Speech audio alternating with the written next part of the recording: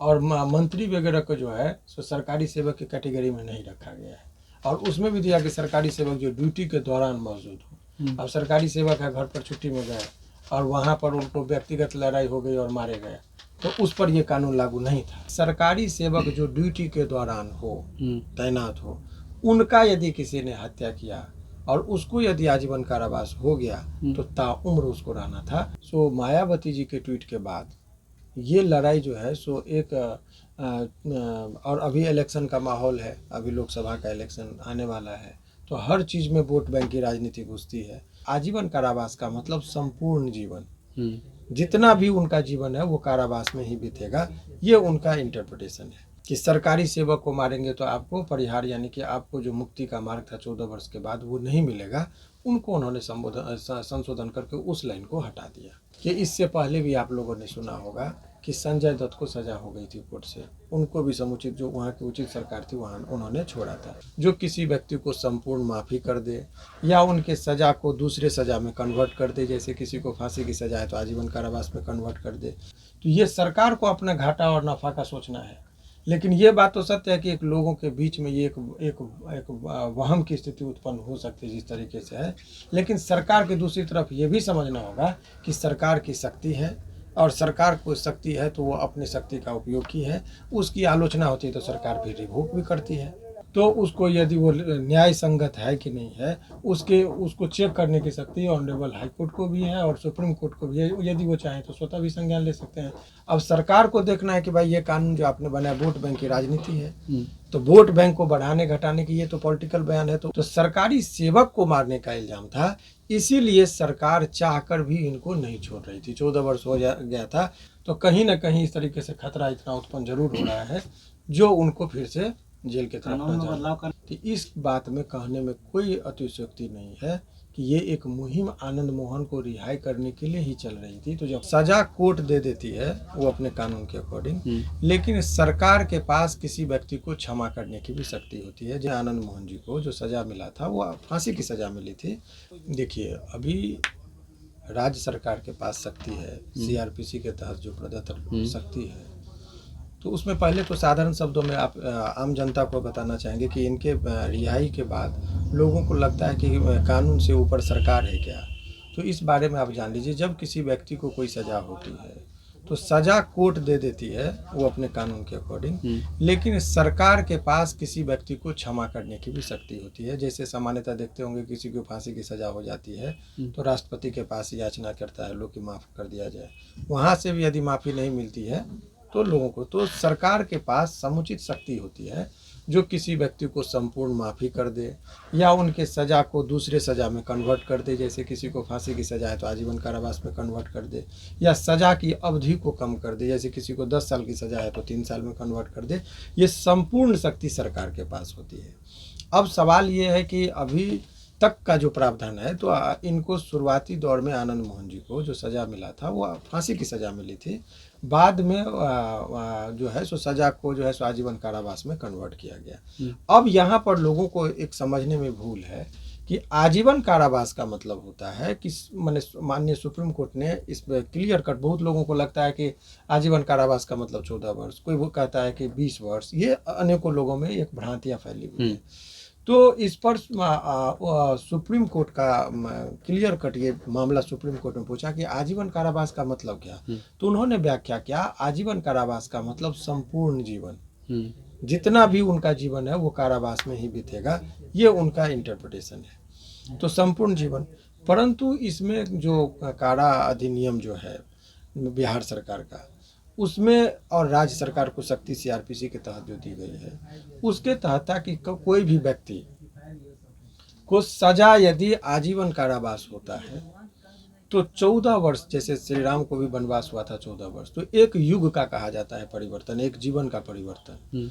तो ये मैंने साइकोलॉजिकली मैं बता रहा हूँ। तो 14 वर्ष के बाद कोई भी व्यक्ति जो आजीवन कारावास का सजा याफ्त व्यक्ति है वो जेल में होता है। तो उसके बाद उसके आचरण को देखते हुए यदि लगता है कि जेल में बहुत अच्छा उनका आचरण है, कभी कोई बदमाशी नहीं किया इत्यादि, तो उस पर जो है सो संबंधित जेलर से रिपोर्ट मांगी जाती है। जिस जिला का वो व्यक्ति होती है वहाँ के एसपी से रिपोर्ट मांगी जाती है कि इनको छोड़ेंगे तो क्या वो जाके वहाँ हंगामा तो नहीं होगा। सारे चीज़ों की कमेटी बनती है, जो संबंधित जो जज साहब जो उनको सज़ा दिए होते हैं उनसे भी राय लिया जाता है, और तमाम तरह के लोगों के बाद उस व्यक्ति को, यदि उनका आचरण सारा चीज़ पॉजिटिव खबर रहा, तो 14 वर्ष के बाद उस व्यक्ति को छोड़ दिया जाता है। राज्य सरकार की शक्ति होती है। अब आनंद मोहन जी के केस में क्या था, वो क्यों अभी 15.5 साल तक वो जिनके जेल में रहे, वो समझिए। ये तो सामान्य व्यक्तियों के लिए नियम था, परंतु इसके कुछ ये नियम उस व्यक्तियों पर लागू नहीं होता है जिसका कुछ अपवाद था। जिस अपवाद के तहत, जैसे किसी व्यक्ति ने किसी बच्चे का हत्या किया है, कोई रेप करके हत्या कर दिया है, डकैती करने के दौरान किसी की हत्या हो गई, तो या एक आदमी को एक बार सजा मिल गया और दोबारा फिर वो मर्डर कर दिया, तो उन लोगों पर ये प्रावधान लागू नहीं हो रहा है। अभी भी कानून में प्रावधान यही है। अब आनंद मोहन जी का जहाँ तक सवाल है, तो और उसमें है कि सरकारी सेवक जो ड्यूटी के दौरान हो, तैनात हो, उनका यदि किसी ने हत्या किया और उसको यदि आजीवन कारावास हो गया तो ताउम्र उसको रहना था। ये अब तक के कानून में प्रावधान था। अच्छा। तो इनके ऊपर क्या था कि सरकारी सेवक को इन्होंने मारा, यानी कि वो डीएम थे, सरकारी सेवक थे, तो सरकारी सेवक को मारने का इल्जाम था, इसीलिए सरकार चाहकर भी इनको नहीं छोड़ रही थी। 14 वर्ष हो गया था, फिर भी चूंकि इन पर यह कानून लागू ही नहीं था। अच्छा। तो अभी तो अब ये कानून जो है उसी के तहत छोड़ना था। इस बीच में जो एक मुहिम चली थी कि आनंद मोहन को रिहा करो, इस मुहिम का इम्पैक्ट माननीय मुख्यमंत्री जी पर पड़ा। अभी उन्होंने घोषणा भी किया था, अभी जो राजपूतों का एक सम्मेलन हुआ था, तो उन्होंने कहा था कि मैं लगा हुआ हूँ, मैं कुछ कर रहा हूँ, आप लोग के हल्ला करने से नहीं होगा, सरकार काम करे। उसी दिन उन्होंने संकेत दे दिया था कि वो लगे हुए हैं। और उसके बाद जो ये संशोधन किया गया, तो उसमें ये कर दिया कि ये जो प्रावधान थे कि सरकारी सेवक को मारेंगे तो आपको परिहार, यानी कि आपको जो मुक्ति का मार्ग था 14 वर्ष के बाद, वो नहीं मिलेगा, उनको उन्होंने संशोधन करके उस लाइन को हटा दिया। आनंद मोहन ऐसे पहले व्यक्ति जिनको इस तरह से छोड़ा जा रहा है। देखिए, तो अब जहाँ तक ये जो राज्य सरकार के द्वारा जो क्षमादान की शक्ति है, तो अनेकों लोगों को मिलता रहा है। जैसे सामान्य लोगों को तो बहुत लोगों को मिला जो 14 वर्ष से निकल गए, आजीवन कारावास हुआ, लेकिन वो सरकारी सेवक की मामला नहीं थी। तो एक तो ये है। दूसरी बात आप समझिए कि इससे पहले भी आप लोगों ने सुना होगा कि संजय दत्त को सजा हो गई थी कोर्ट से, उनको भी समुचित जो वहाँ की उचित सरकार थी वहाँ उन्होंने छोड़ा था। तो अनेकों एक उदाहरण है। संजय दत्त चूँकि वो कॉमन नेम है इसीलिए मैंने लिया। इस तरह का हजारों संख्या में लोग हैं जिनको आजीवन कारावास के बाद भी छोड़ा गया। तो मतलब सर आनंद मोहन के लिए ये कानून बदला गया। अब देखिए, आनंद मोहन के लिए कानून का बदलने का जहाँ तक बात है, तो इस बात में कहने में कोई अतिशयोक्ति नहीं है कि ये एक मुहिम आनंद मोहन को रिहाई करने के लिए ही चल रही थी। तो जब फार्मूला बनता है, उस फार्मूला के अंतर्गत जितने लोग बैठ गए वो लोग छूट गए। पर सर ऐसे चुनिंदा लोगों को छोड़ा जा रहा है, इससे सोसाइटी में गलत मैसेज भी जा रहा है। आम जनता को कैसे समझाएंगे? उन्हें तो ये लगेगा ना कि जो पॉलिटिकल है उन्हें छोड़ा जा रहा है। आनंद मोहन के रिहाई पे जो हंगामा भी हो रहा है, देखिए ये दो और इसे जातिगत रंग भी दिया जा रहा है, स्वर्ण वर्सेस दलित किया जा रहा है। देखिए, बहुत अच्छी बात है आपका। देखिए, सरकार की कुछ शक्तियाँ होती है, तो सरकार को जब आप चुनते हैं, सरकार आप और हम बनाते हैं, तो सरकार की जो शक्ति है, तो अब कोई आदमी, कोई एक साधारण एग्जांपल समझिए कि ड्राइवर जब गाड़ी चलाता है तो आप कहेंगे हॉर्न कहाँ बजाना है वो आप नहीं तय करेंगे, वो तय करेगा, ब्रेक कहाँ लगाना है, एक्सीलेटर कहाँ दबाना है। तो जब आपने गाड़ी देने से पहले आपको सोचना है कि ड्राइवर में रखना है कि नहीं उसको। ठीक उसी तरीके से सरकार को जब आपने चुन के सरकार के तौर पर आपके वोट से जब वो बनते हैं, तो अपने उनको कुछ शक्ति मिली है, उस शक्ति का इस्तेमाल करते हुए उन्होंने जो है सो इसको छूट किया है। अब यदि आपने कहा कि ये जातीय रंग में दी जा रही है, तो ये बात में कहने में कोई ये अतिशयोक्ति नहीं है कि आदमी के पावर, पोजीशन इत्यादि से लोग कन्विंस होते हैं। अब सरकार को देखना है कि भाई ये कानून जो आपने बनाया वोट बैंक की राजनीति है, तो वोट बैंक को बढ़ाने घटाने की ये तो पॉलिटिकल बयान है, तो उस पर हमारा कोई टीका टिप्पणी नहीं होगा। हम कानूनी पक्ष को बताए आपको कि कानूनी पक्ष जो ये कहता है कि सरकार की शक्ति है, और उन्होंने अपना वो लीगलाइज करने के लिए पहले संविधान में मैंने वो जो सीआरपीसी में संशोधन का जो प्रावधान है, जेल मैनुअल में जो संशोधन का प्रावधान है, वो करके तब उनको रिहा किया गया। आनंद मोहन की रिहाई पर इतना हंगामा क्यों? देखिए, हंगामा होने के पीछे तो दो चार कारण है। पहली बात ये कि एक व्यक्ति के लिए इतना संशोधन होना, ऐसा कुछ लोगों का एलिगेशन है। और दूसरी बात क्या है कि ये लड़ाई जो है सो मायावती जी के ट्वीट के बाद ये लड़ाई जो है सो एक और अभी इलेक्शन का माहौल है, अभी लोकसभा का इलेक्शन आने वाला है, तो हर चीज़ में वोट बैंक की राजनीति घुसती है।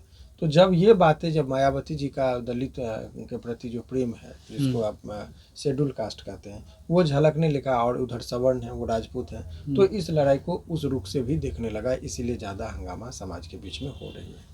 जेल में उन्होंने जो बदलाव किए गए हैं, इससे सरकारी कर्मियों में असंतोष फैलेगी? देखिए, सरकारी कर्मी जो है वो एक क्लास है, लेकिन वो भी जातियों में बटा हुआ है। तो ये कह देना कि जितने भी सरकारी कर्मी हैं सभी असंतुष्ट होंगे, ऐसी कोई बात नहीं है, क्योंकि यहाँ जाति और धर्म का जो है इम्पैक्ट ज़्यादा होता है। तो वहाँ सरकारी कर्मी में भी जो कुछ लोग अपने अपने विचार, जो जिस जाति के हैं उसी के अकॉर्डिंग स्टेटमेंट दे रहे हैं, उनकी संतुष्टि और असंतुष्टि का आधार भी वही हो रहा है। लेकिन वो तो असुरक्षित महसूस करेंगे ना, क्योंकि एक डीएम भी थे, उनकी हत्या हुई है, तो उसके बाद तो वो असुरक्षित महसूस करेंगे कि अब तो मेरा भी हत्या होगा तो ज़्यादा सजा नहीं हो, सरकार चाहेगी तो छोड़ा लेगी हमको। ये कुछ हद तक आपका बात जो है सो बिल्कुल सही है कि असंतुष्ट होंगे। एक जो लोगों में संशय होगा, आम जनता में भी लगेगा कि अब सरकारी कर्मचारी को भी मारेंगे तो माफ़ी देने की शक्ति है। और इस तरह के बहुत से लोग पावरफुल हैं या जातीय चीज़ लोग हैं जो सरकार पर दबाव बनाने के लिए इस तरह का आंदोलन चलाएगा कि हमारे नेता को रिहा करो। तो ये सब एक समस्या है जो सरकार के स्तर का है, उस पर सरकार को ही अपना पक्ष रखना चाहिए।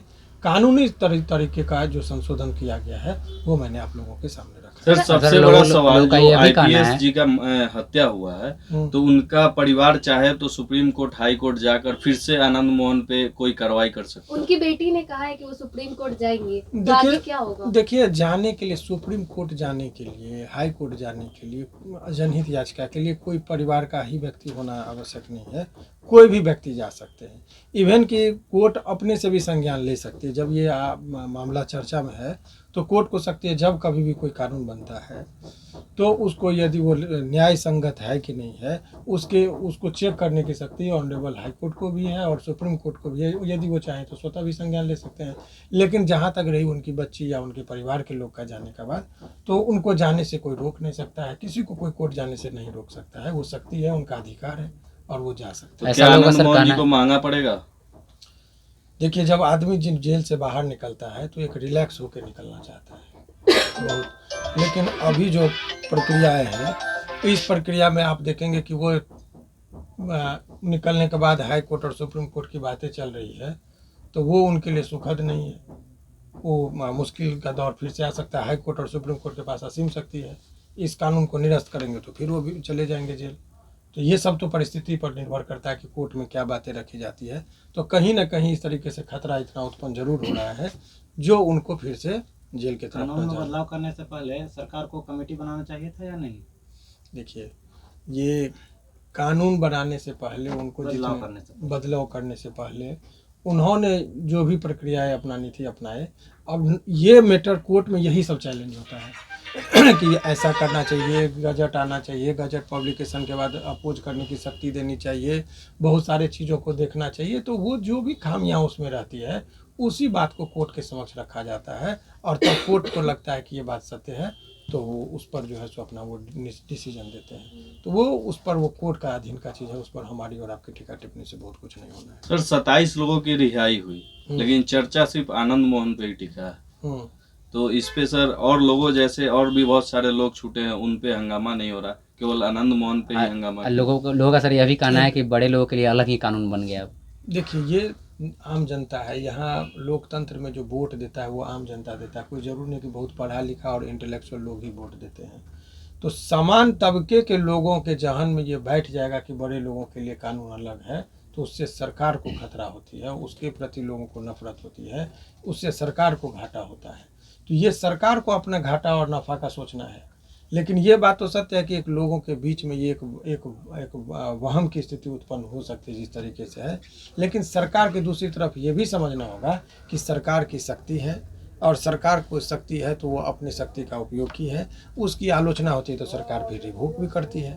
तब तो सरकार को देखना होगा कि वो क्या करती है। सर, क्या सरकार अपनी राजनीतिक फायदा के लिए कानून पे सवाल खड़ा करते हुए माफियाओं का हौसला बुलंद कर रही है?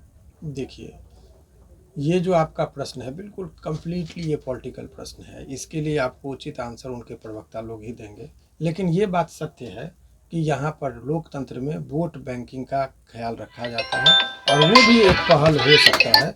तो इस तरीके से जो है सो आप मान के चल सकते हैं कि कुछ ना कुछ पॉलिटिकल इम्पैक्ट भी होता है इस तरह के संशोधन के पीछे।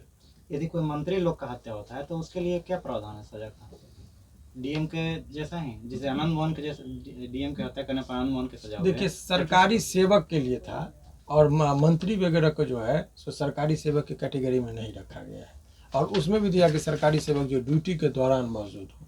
अब सरकारी सेवक है, घर पर छुट्टी में गए और वहाँ पर उनको व्यक्तिगत लड़ाई हो गई और मारे गए, तो उस पर ये कानून लागू नहीं था। सरकारी सेवक जो ड्यूटी के दौरान है उन पर ये लागू था।